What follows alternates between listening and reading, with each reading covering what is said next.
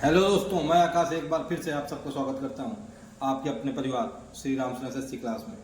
दोस्तों, हमारा RRB NTPC के लिए बहुत ही इंपॉर्टेंट प्रैक्टिस सेट मैथ के, जो कि आप लोगों को कम से कम 35 क्वेश्चन देखने को मिलेंगे 100 क्वेश्चन में से। 35 क्या, 35 से ज़्यादा भी हो सकते हैं, 40 क्वेश्चन हो सकते हैं। दोस्तों, बस मैं रीजनिंग की क्लास नहीं लेके आ पा रहा हूँ, तो कल से मैं एक क्लास रीजनिंग की भी लेके आऊँगा। आप लोग बस इस क्विक रिवीजन को, जो कि मैं 10 मिनट में 10 क्वेश्चन फिनिश कर देता हूँ, आप लोग इसको ज़रूर देखें और अपनी तैयारी को बहुत ही अच्छी बनाएं, बहुत ही बढ़िया मजबूती से तैयारी करते रहें। और क्योंकि हमें पता है कि एग्जाम डेट बहुत ही पास आ गई है, आप लोगों को एक भी टाइम नहीं है इधर घूमने का, सिर्फ पढ़ाई पर फोकस कीजिए। ठीक है दोस्तों, चलिए तो ज़्यादा बातचीत न करते हुए, नहीं तो वीडियो लंबा हो जाएगा। आप लोग कहेंगे 10 मिनट में कहा था 10 क्वेश्चन करेंगे, लेकिन टाइम तो हो गया ज़्यादा। चलिए तो अभी टाइम वेस्ट नहीं करेंगे, चलेंगे सीधे अपने क्वेश्चन में। क्वेश्चन हमारा क्या कह रहा है, चलिए देख लेते हैं। क्वेश्चन नंबर 9 से लेकर 11 तक डायरेक्शन दे रहा है। कह रहा है दिए गए डेटा का अध्ययन कीजिए और निम्नलिखित प्रश्नों के उत्तर दीजिए। डेटा का अध्ययन करना है और निम्नलिखित प्रश्नों के उत्तर देना है। कह रहा है 60 विद्यार्थियों की एक कक्षा में टोटल विद्यार्थी कितने हैं, 60। 42 को गणित पसंद है। मैथ कितने को पसंद है, 42 को गणित पसंद है। ठीक है। और कह रहा है 32 को अंग्रेजी पसंद है। अब कह रहा है नीचे 12 को ना तो गणित पसंद है और ना ही अंग्रेजी पसंद है। ठीक है। अगर 12 को ना गणित पसंद है और ना अंग्रेजी पसंद है, तो 60 हमारे टोटल विद्यार्थी थे, तो गणित और अंग्रेजी दोनों किसको किसको पसंद हो जाएगा, जरा हम पहले ये देख लेते हैं। क्या देख लेंगे कि मैथ और गणित, मतलब गणित और इंग्लिश दोनों को किसको किसको पसंद है। गणित और इंग्लिश दोनों को पसंद। 12 ना पसंद है, टोटल है 60, तो ना पसंद वाले घट जाएंगे, तो कितने निकल के आ जाएंगे, 60 - 12 बराबर 48। ठीक है। तो ये 48 ऐसे आ गए जिनको गणित और अंग्रेजी दोनों पसंद है। चलिए अब हमसे कह रहा है क्वेश्चन 9, कह रहा है जो विद्यार्थी केवल गणित पसंद करते हैं वे कक्षा में विद्यार्थियों की कुल संख्या का कितना प्रतिशत है। क्या कि जो केवल गणित पसंद करते हैं वे कक्षा में विद्यार्थियों की कुल संख्या का कितने परसेंटेज है।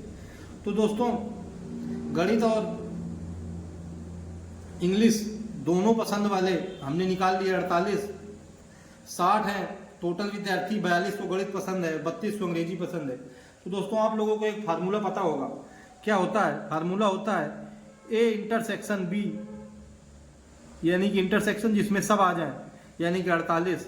और फिर क्या होता है एन ए, यानी कि एक subject math, plus n B, यानी कि दूसरा subject English, minus n A union B. ठीक है। चलिए हम निकाल लेते हैं। हमें दिया हुआ एन ए यूनियन बी बराबर 48, एन ए की value 42 plus 32 minus n A intersection B. चलिए निकाल लेते हैं। 42 32 कितना हो जाएगा, 2 2 4 7 4 3 7 74। 74 में 48 चले गए, कितना आ जाएगा, एन ए इंटरसेक्शन बी बराबर 74 माइनस 48। 14 में 8 चले गए 6, इधर आ जाएगा 6 6 में 4 चले गए 2, यानी कितना निकल के आ गया, 26। ठीक है। 42 को गणित पसंद है, तो केवल गणित कितने को पसंद हो जाएगी, केवल गणित हमारी निकल के आ जाएगी यहां से, केवल गणित निकल के आ जाएगी 42 माइनस 26, 26 26 और 10 36 6, यानी कि 16 निकल के आ गया केवल गणित। अब कह रहा है कि केवल गणित का कुल संख्या का कितना परसेंटेज है, तो कुल परसेंटेज क्या निकल के आ जाएगा, कितना निकल के आ गया, 16/60 × 100।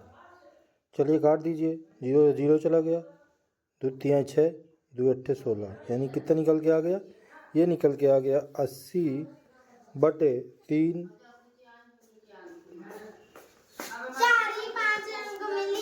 यानी कि 2 3 6 2 3 6 18 26.67%। ठीक है। कितना आ गया, 26.67%। देख लीजिए आप, तो आपका यही आंसर हो जाएगा। ठीक है। चलिए देख ले रहे हैं क्वेश्चन नंबर 10। कह रहा है कितने विद्यार्थियों को गणित और अंग्रेजी पसंद है।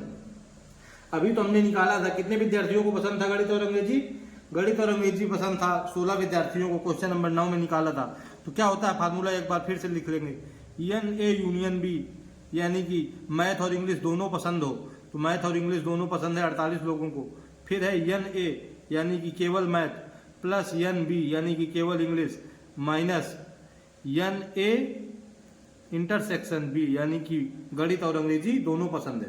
तो ये आ जाएगा 48 बराबर NA 42 plus 32 minus NA intersection B। तो यही हमें निकालना है NA इंटरसेक्शन B। तो ये कितना निकल के आ जाएगा, 16 निकल के आ जाएगा। यही हमारा आंसर हो जाएगा 16। क्या हो जाएगा, 16। देख लीजिए ऑप्शन नंबर सी हमारा बिल्कुल करेक्ट हो जाएगा।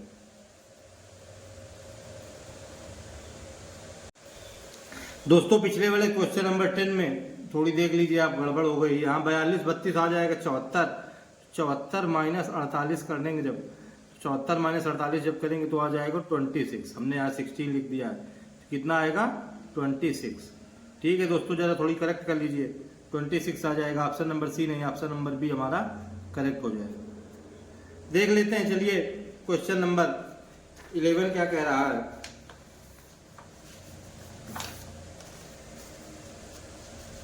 क्वेश्चन नंबर 11 कह रहा है कितने विद्यार्थियों को ठीक एक विषय पसंद है।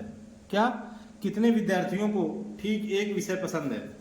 तो 42 को गणित पसंद है, लेकिन 26 स्टूडेंट अभी हमने निकालने हैं कि ऐसे हैं जिसको दोनों पसंद है, तो -26 प्लस 32 को अंग्रेजी पसंद है, लेकिन अभी हमने निकाले हैं कि 26 स्टूडेंट ऐसे हैं जो दोनों पसंद करते हैं, तो बस ये दोनों घटा देंगे।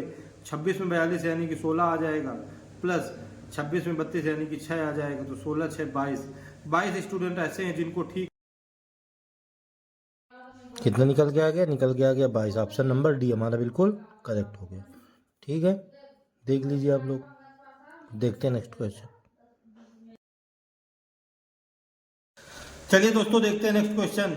दोस्तों लेकिन आप लोग ये क्वेश्चन देख के ऐसा ना समझिए कि ये इजी क्वेश्चन है। आप लोगों को 1 मिनट से ज़्यादा टाइम नहीं मिलेगा एग्जाम हॉल में, तब भी इन क्वेश्चनों में दोस्तों 2-2 मिनट 2.5 मिनट लग रहे हैं। अगर आप लोगों को आते हैं तब भी, तो आप लोग इनको जरूर से जरूर देखें और अपनी तैयारी को बहुत ही अच्छे से मजबूत करते चलें। चलिए चलते हैं क्वेश्चन नंबर 12 पर।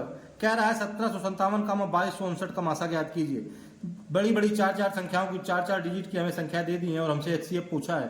तो वैसे तो हम HCF नहीं निकाल सकते हैं, तो और वैसे जो LCM का तरीका है हम इसमें डिवाइड मेथड का यूज करेंगे। चलिए हम 1757 का 2259 में भाग दिए दे रहे हैं, देखते हैं क्या आ रहा है। 1757 एक बार जाएगा, 1757 से 1757 कर दीजिए, क्या आ जाएगा, 9 में 2 जाएगा, 7 5 में 5 0, यहाँ 22 में 17 चला जाएगा तो 5 आ गया। अब जो 502 शेष फल बचा इसका हम एक बार फिर से 1757 में डिवाइड करेंगे, तो 1757, तो ये 5 3 15 होता है, यानी कि 3 बार जाएगा, 3 2 6 3 0 0 3 5 15। चलिए घटा दीजिए, 7 में 6 चला गया 1, 5 में 0 गया 5, 7 में 5 चला गया 2। अब 251 का एक बार 502 में फिर से भाग दीजिए। यही डिवाइड का मेथड होता है दोस्तों की, जो रिमाइंडर है उसको आप भाग देते जाइए। ये 2 बार जा रहा है, ये निकल के आ जाएगा 502, यानी कि हमारा HCF क्या आ जाएगा, HCF हमारा लास्ट में हमने कौन से भाग दिया, 251 से, तो जो लास्ट में शेष फल भाग देने वाला भागफल बचता है वही हमारा आंसर आ जाता है 251। तो हमारा 251 करेक्ट आंसर आ जाएगा, जो कि ऑप्शन नंबर सी में गिवन है। जरा देख लीजिए आप लोग, बड़ी बड़ी डिजिट 5 डिजिट का दे देता अगर, तो हमें फिर से इसमें डिवाइड मेथड का यूज करना पड़ता। तो आप लोग जरा कैलकुलेशन को अपनी बहुत ही तेज करें, जिससे कि आप 1 मिनट के अंदर अंदर सवाल को फिनिश कर दें। ठीक है, चलिए देख लीजिए दोस्तों। अगर आप लोगों को मेरे क्वेश्चन अच्छे लग रहे हो तो कृपया मेरे चैनल को सब्सक्राइब कर दें और बेल आइकन को भी प्रेस कर लें, जिससे कि आपको टाइम टू टाइम नोटिफिकेशन मिलता रहे। दोस्तों चलिए हम चलते हैं नेक्स्ट क्वेश्चन, क्वेश्चन नंबर 13 पर। कह रहा है दी गई संख्याओं का सही आरोही क्रम कौन सा है। हमें फ्रैक्शन में संख्याएं दी हुई हैं, ऑप्शन में 1/3, 1/5, 2/5, यही सब ऑप्शन में दिया हुआ है। तो हम जरा 1/3, 1/5 और 2/5 की वैल्यू निकाल ले रहे हैं। 1/3 की जब वैल्यू निकालेंगे तो ये निकल के आ जाएगा 0.333। 1/5 की निकाल लीजिए, 5 दूनी 10 यानी कि 0.2 निकल के आ जाएगा। 2/5 की निकाल लीजिए जरा, तो 0.4 यानी कि 5 को 20 निकल के आ जाएगा। तो हमारा आरोही क्रम क्या आ जाएगा, आरोही क्रम निकल के आ जाएगा 0.2 greater than 0.333, sorry less than 0.4। ठीक है, क्या आ गया 1/5, 1/5 के बाद आएगा 1/3, उसके बाद 2/5। ऑप्शन नंबर सी 1/5, 1/3, 2/5, 1/5, 1/3, 2/5, यही हमारा आंसर हो जाएगा। देख लीजिए,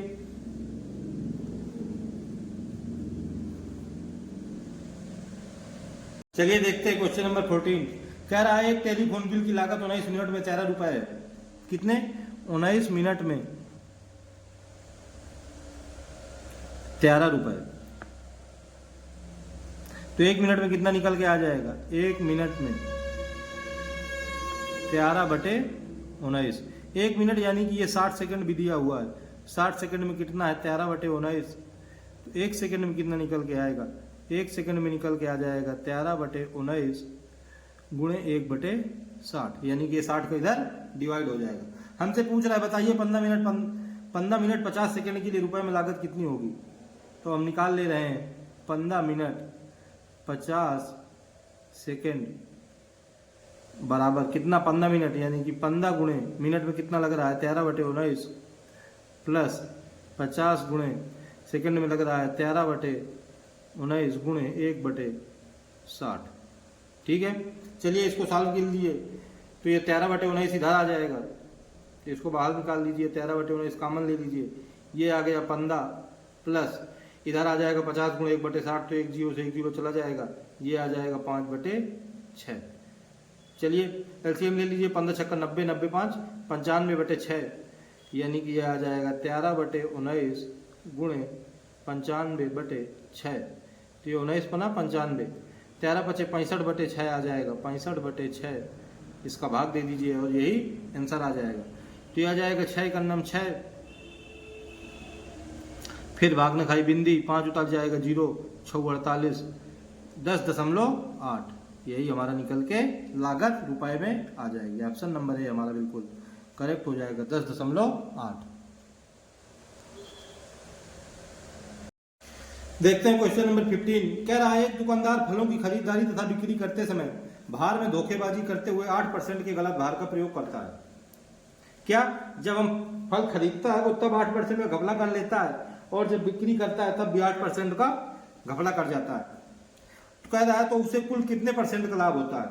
तो जब दोनों में घपला कर जाता है तो ऐसे के लिए हमें पता है कि हम सीधे औसत लाभ निकाल लेते हैं, यानी कि नेट परसेंटेज, टोटल औसत लाभ, यानी कि टोटल कुल लाभ कितना है। तो पहले में 8% का खरीदारी में धोखा कर रहा है, तो उसको 8 प्लस गलत भार का प्रयोग कर रहा है बेचते समय भी, तो 8 + 8 प्लस दोनों को मल्टीप्लाई अपन